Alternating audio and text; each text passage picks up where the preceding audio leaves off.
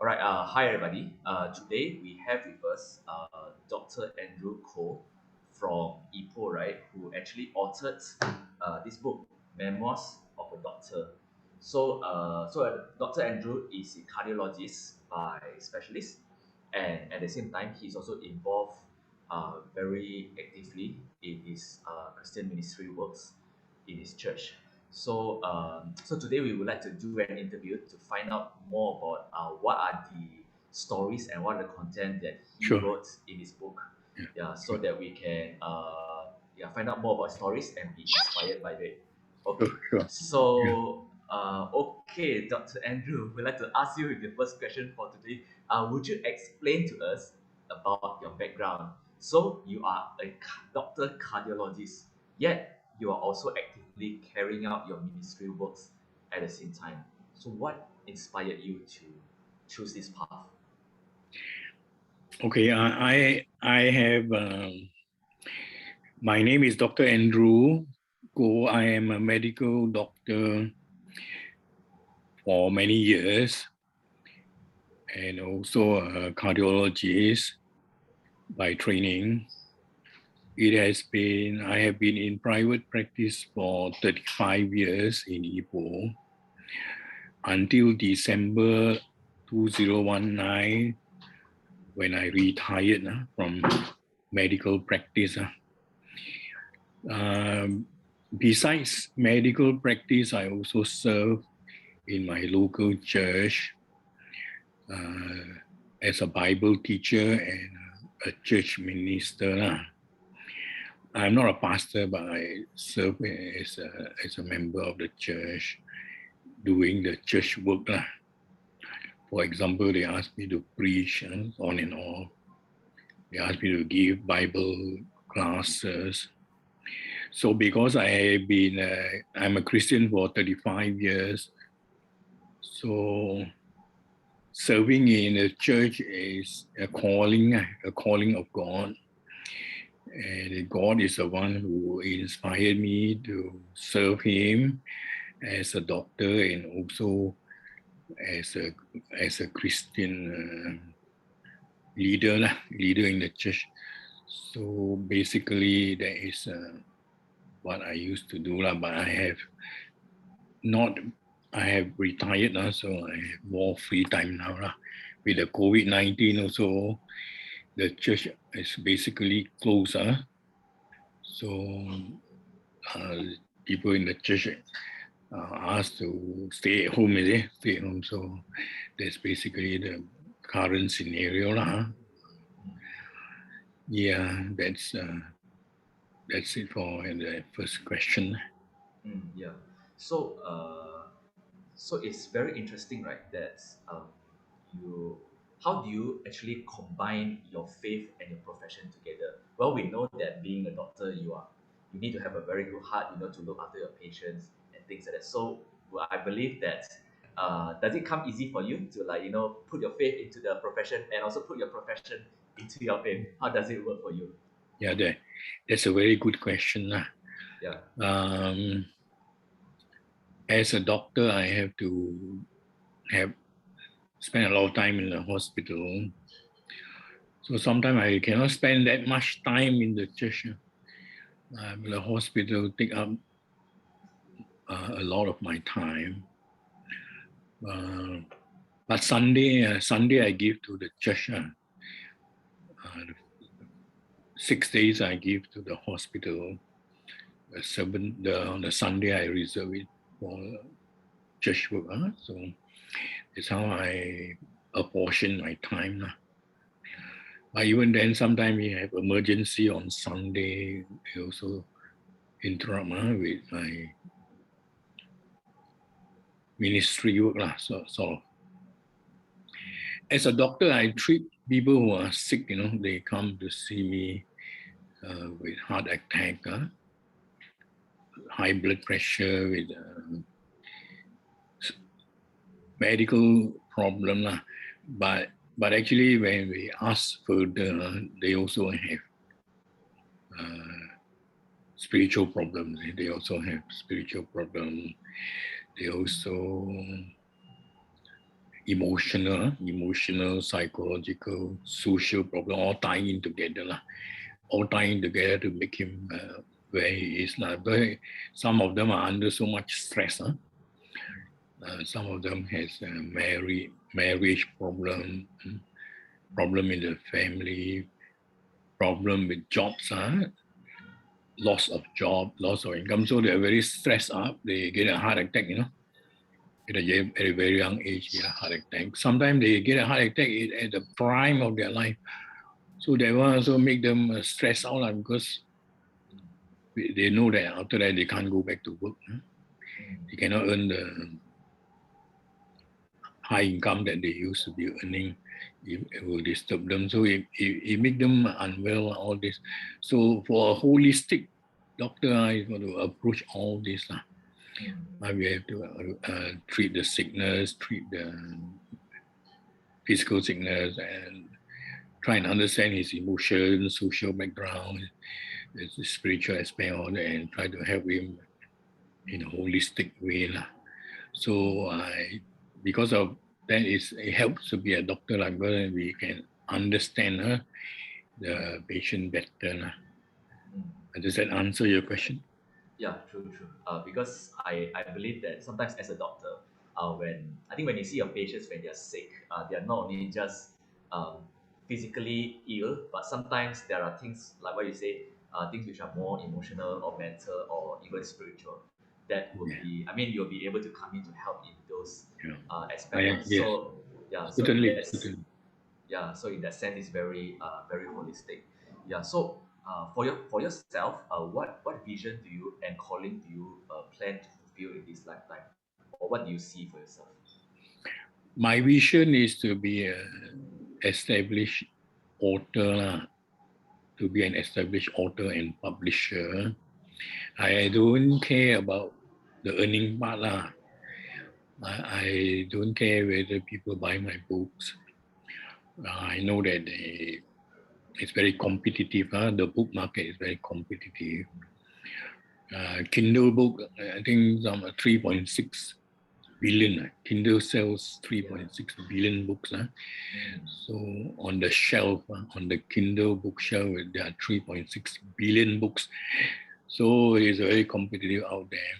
But as a author and a publisher, my vision is to bring my books to as many readers as possible, to educate them, to inform them, to instruct, to encourage, to inspire them, because my books will live on in the lives of my readers.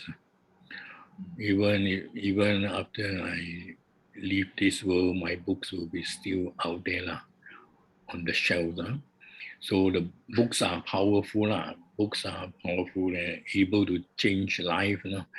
So my vision and my calling is just to put my books out there Mm. for That's people true. to read. Mm, yeah, that's true. Because they say books are a form of immortal format. That means that even after we have, let's say like we are no longer around, the legacy and the works are still there. Basically, they are all like Yeah. immortalized. Yeah. So really glad you decided to take this step to kind of like put all your life stories and your life works into like compile into different books. So want to move on to ask about your book. So I basically got this book sample from you, and I wanted to ask, what inspired you to write these books? And you have also so many other books in your list. Maybe you can share with us on your parts. Well, this book is my autobiography. I have reached a life of retirement, so I have already,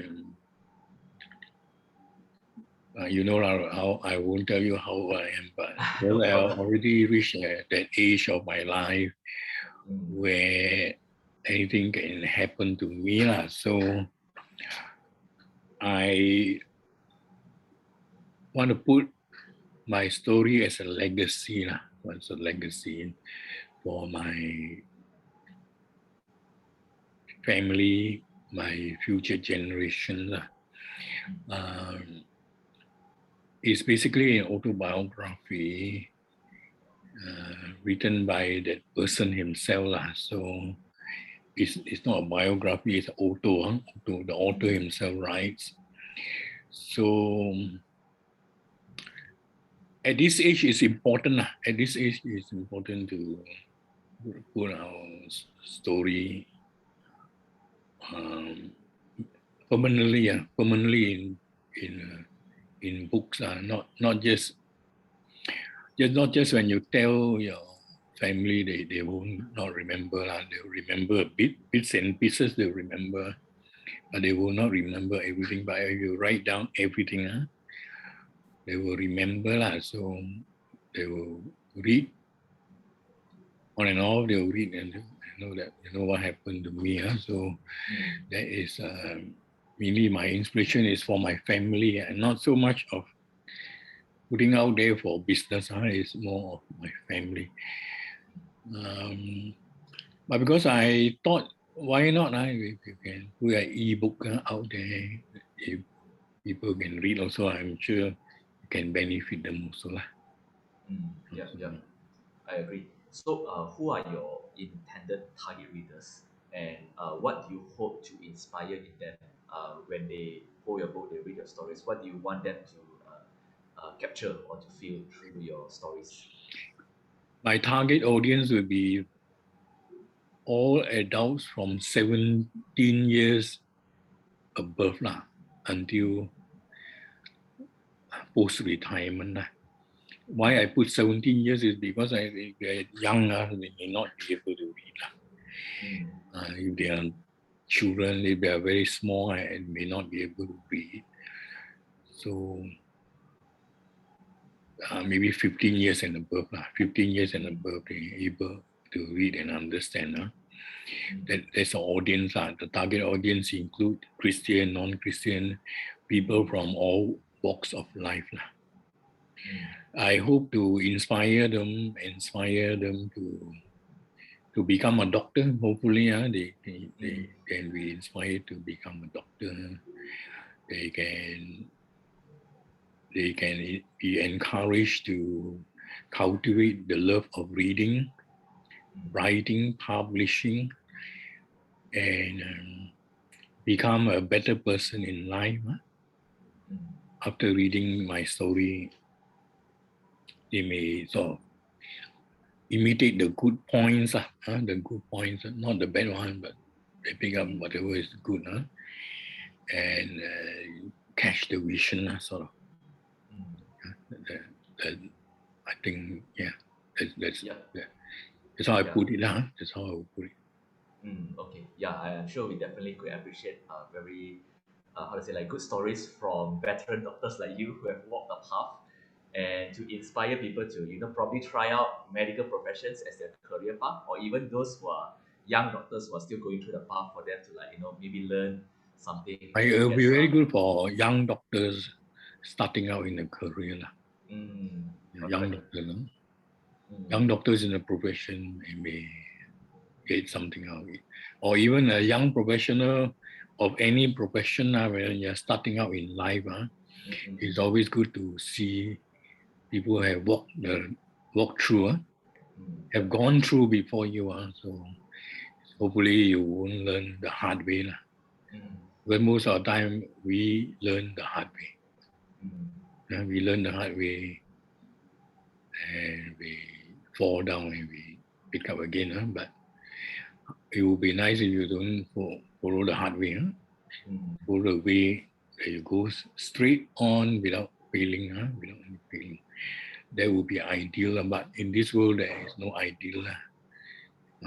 Not everything is so ideal.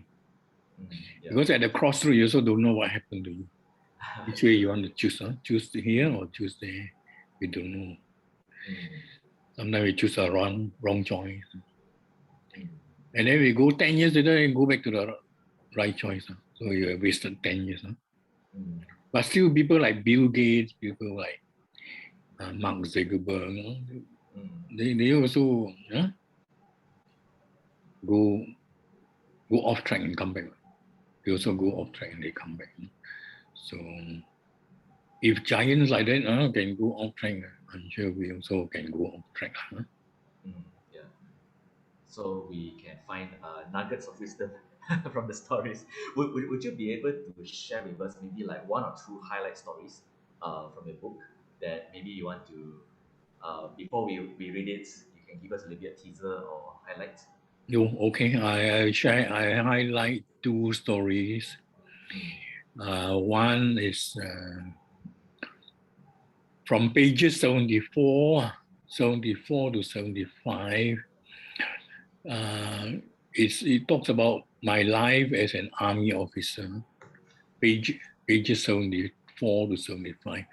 It is all about who you know. Huh? So now I quote, unquote. Huh?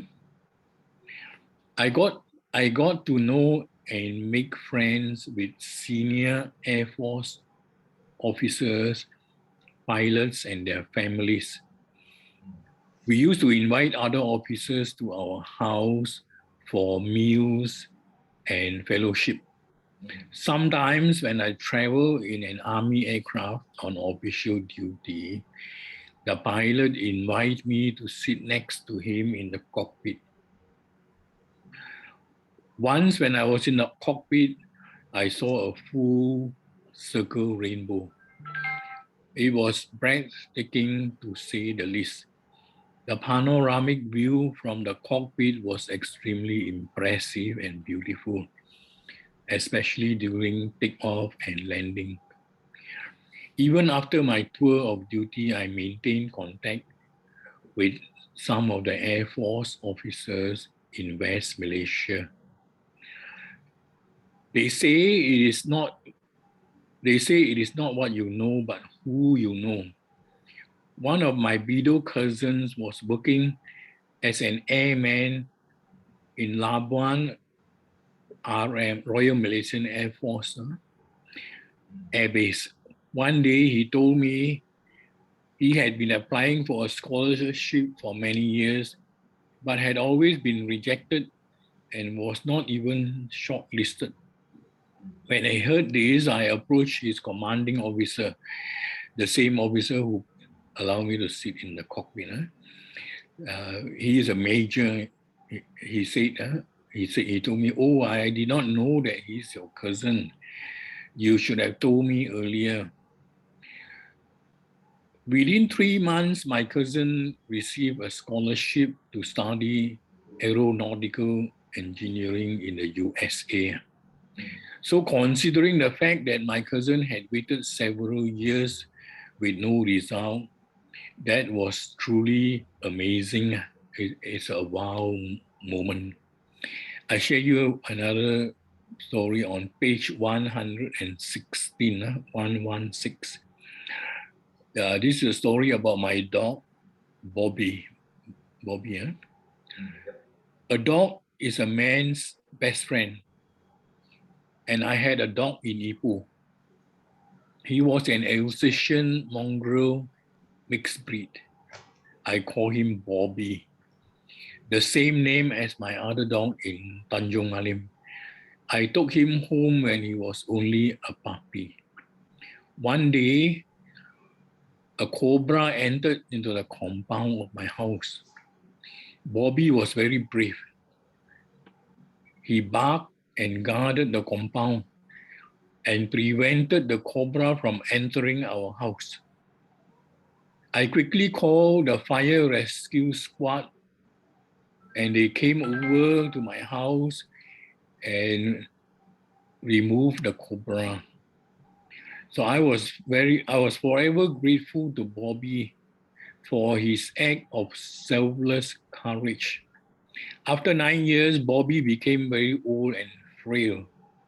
One day when it was raining heavily, I opened the gate and Bobby rushed out of the house.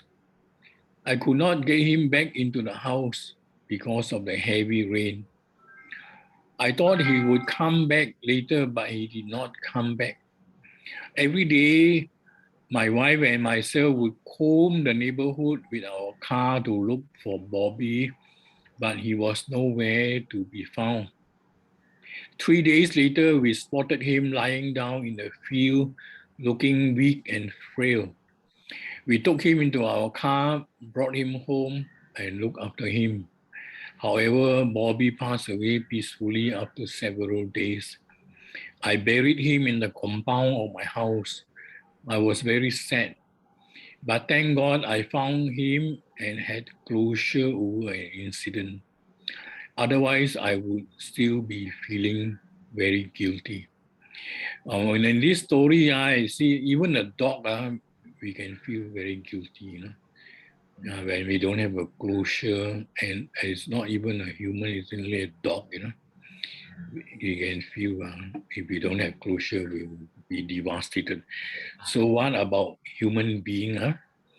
If you have a human, if you are a human relative, and you can't have a closure over some incident, I'm sure we will be even more devastated. So it gave me a lesson that we need to have closure. We need to have closure. Yeah, yeah. Thank you so much. That was a very interesting story. Definitely, I have a dog of my own as well, so I definitely know how is it like to, pets, dog especially, they're like so loyal and they're really a dear friend. Yeah, They're always they're like very looking loyal. out, always looking out for us. And yeah, thank you so much about your the story about the military as well. So good to hear like how to say very heartfelt stories like this. Really love and I'm sure that in your book there will be more of other these kind of stories as well. Yeah, so I would like to ask, besides aside from this book, what other books have you authored also, or is there any other future projects coming from the side? Maybe you can share a little bit on this. Okay, let me share screen for this. Yeah, Let me sure. share screen. Yeah, sure.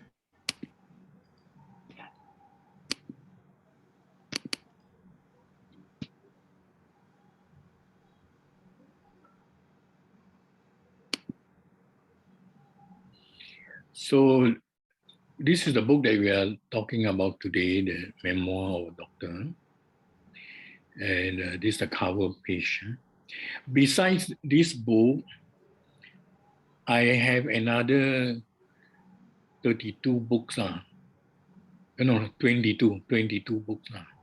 So altogether, I have in my portfolio, altogether, I have 23 books.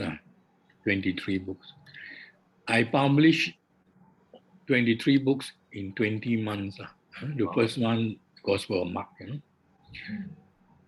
Second one was this expository preaching. Third one, Memoirs of a Doctor. Then we have Ephesians, Philippians, Colossians, Philemon, Gospel of John, Volume 1, 2, 3, 4. These are all biblical books. Only one autobiography, the rest are Bible commentaries. Yeah.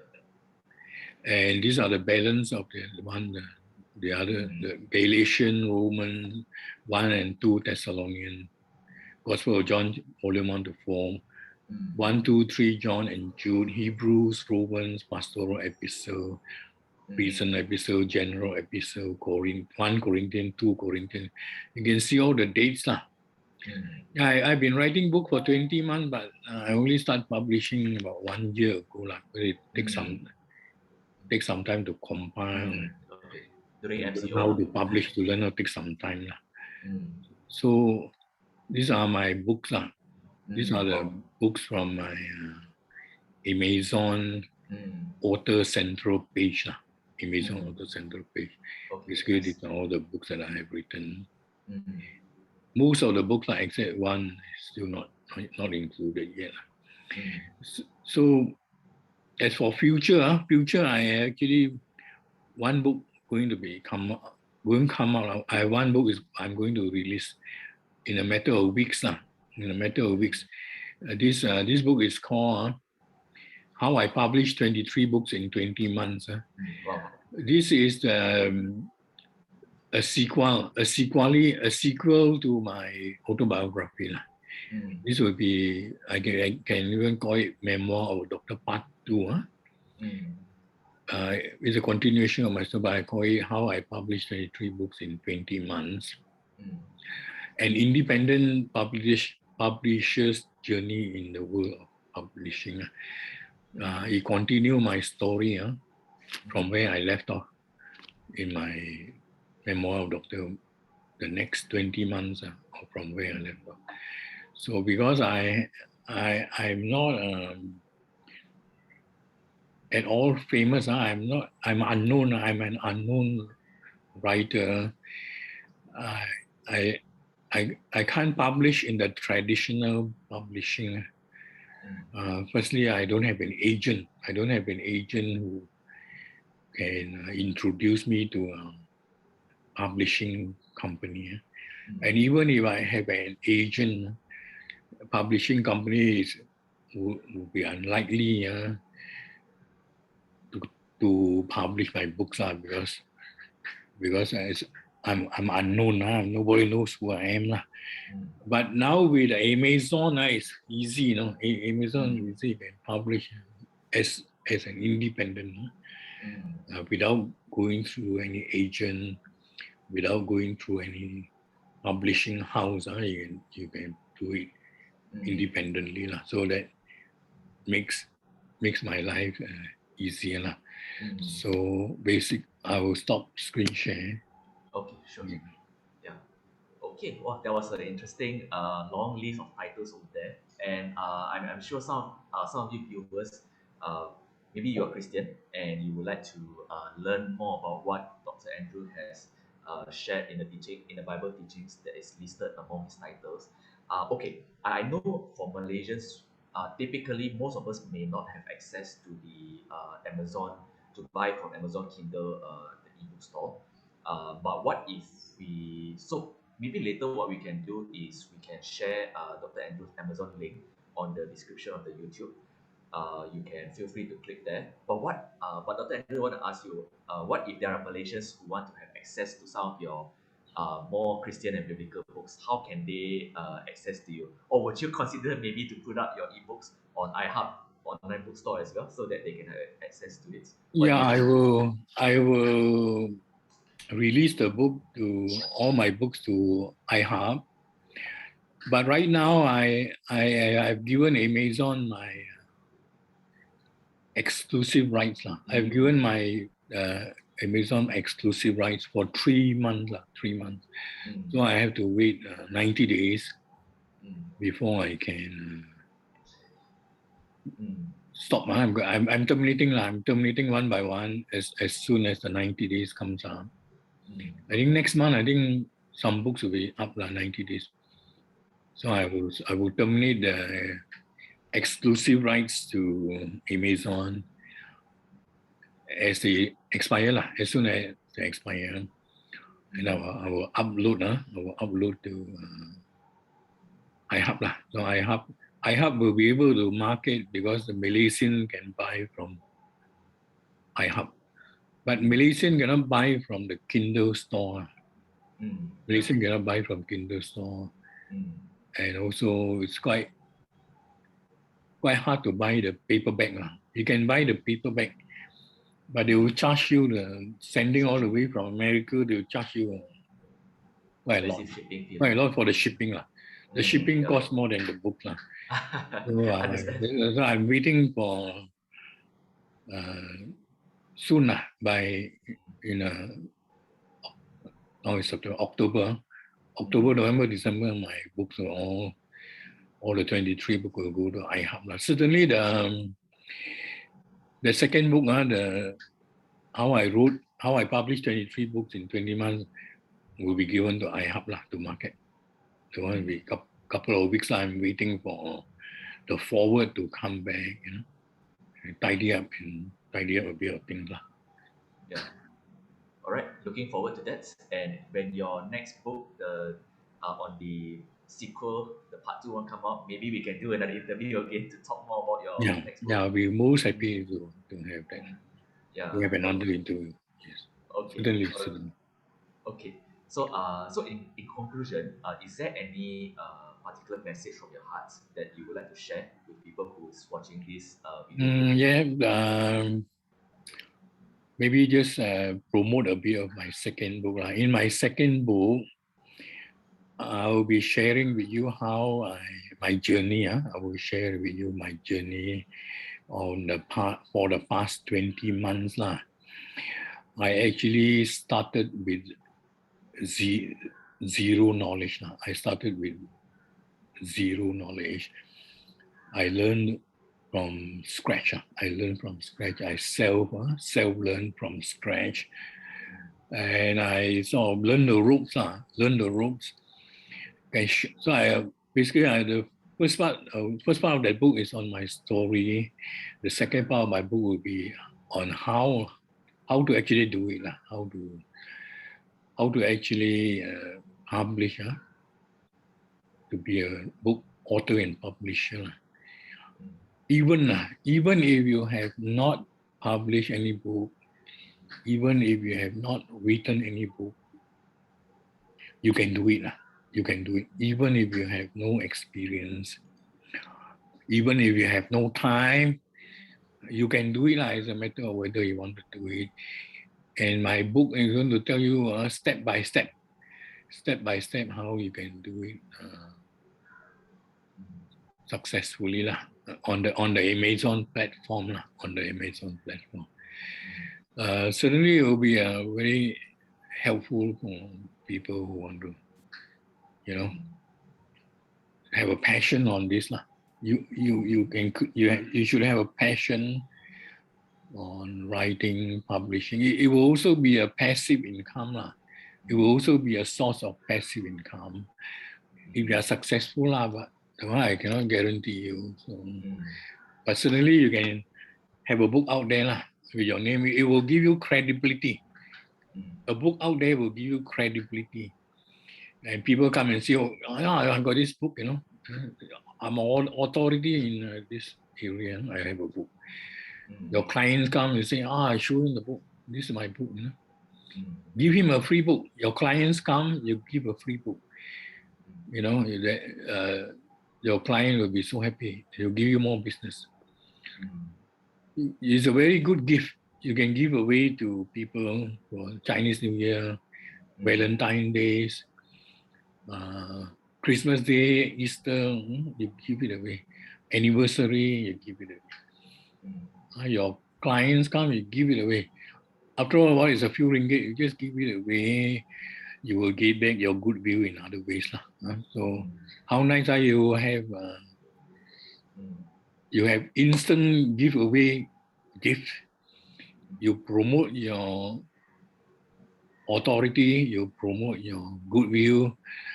Most people in any field they always have a book. Always have a book to show that they are authority Otherwise, you cannot say I'm an expert in such and such. You have no book to back you up. So have a book. Have a book. Aim to do it. So watch out for my book coming out in iHub within the next 1 month. Yeah. Okay. Yeah, thank you so much for advocating for people to self-publish their works because I believe sometimes all of us, we have stories and we have good message that we want to share with the world, and sometimes instead of just waiting for a particular gatekeeper to approve our content, we can actually, in today's digital world, it's so much easier to just put out our work out there and just publish and then get it shared around, and there's no greater joy than to see the fruits of your work being shared around and being enjoyed by other people. So thank you very much. Yeah, thank you very much. Absolutely. Yeah. So I guess we have come to the end of our interview today. Thank you so much, Dr. Andrew, for sharing so many of your stories. Really love listening to them. I think you got me interested to even go and check out the other stories in your book. So so we would love to. In the future, if there is once your book two is out, we do not mind to arrange another interview. And but other than that, thank you so much today. I felt that this interview has been very informative, very fruitful one. Yeah. So okay. So I guess that is all we will hear from Dr. Andrew today. So all right, everybody. Thank you.